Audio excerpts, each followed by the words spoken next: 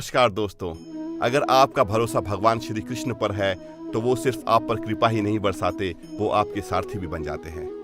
दोस्तों, मेरे आज की छोटी सी कहानी जिन्होंने भेजी है वो लिखते हैं कि एक बार वो मथुरा से रेलवे स्टेशन से उन्होंने एक ट्रेन पकड़ी। जब वो अपने डब्बे में बैठे और वहां से ट्रेन रवाना हुई तो उन्हें किसी बूढ़ी महिला के रोने की आवाज आई।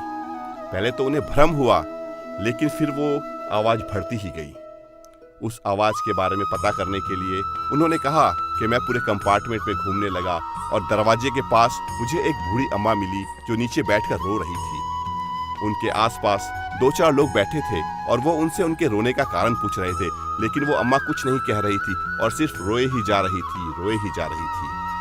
फिर मैंने उनसे कहा कि आप मुझे भी मौका दीजिए इन बूढ़ी अम्मा से जानने का।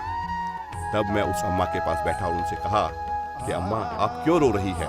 पहले तो उन्होंने कुछ नहीं कहा, फिर 2-4 मिनट के बाद उन्होंने अपने बैग से एक लिफाफा निकाला और मुझे पकड़ा दिया। जब मैंने उस लिफाफे को खोला तो उसमें 4 पेड़े थे, 200 रुपए का एक नोट था और एक इत्र लगा हुआ बहुत ही सुगंधित कागज का टुकड़ा था।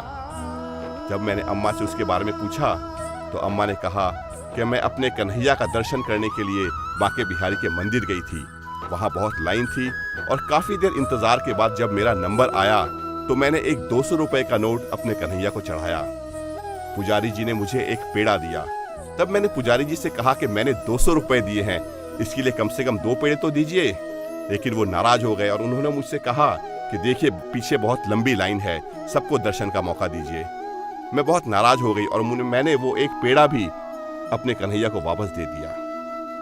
फिर मैं मंदिर की सीढ़ियों पर बैठ गई और अपने कान्हा को कोसने लगी कि हे कन्हैया, तू तो बड़ा निष्ठुर है, न तो तू दर्शन ढंग से देता है और ना ही प्रसाद।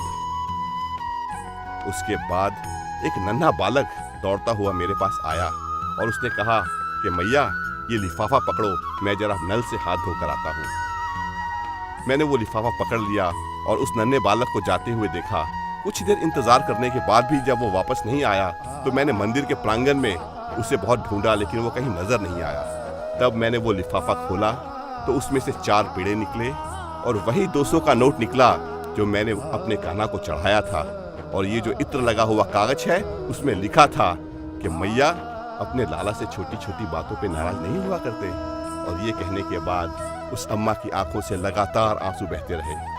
दोस्तों, मेरी ये छोटी सी कहानी हमें बताती है कि जीवन में भरोसा बनाए रखिए, वो कृपा बनाए रखेगा।